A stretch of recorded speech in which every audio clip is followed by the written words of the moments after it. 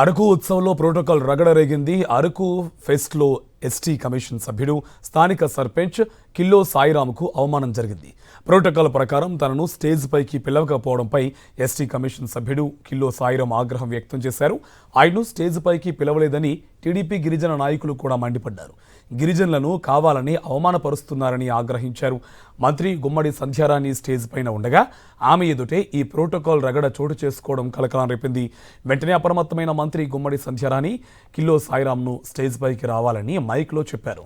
అయితే టీడీపీ గిరిజన నాయకులు నిరసన వ్యక్తం చేశారు.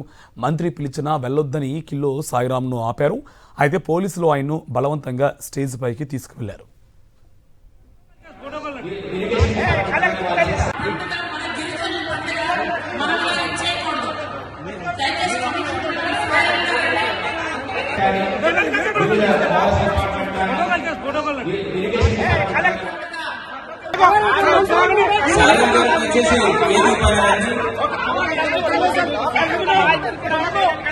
ఎస్టీ కమిషన్ సార్, ఎస్టీ గిరిజన కోసం ఈ పోరాటం. సర్పంచ్ ఇక్కడ సార్, స్థానిక సర్పంచ్ ఇక్కడ సార్.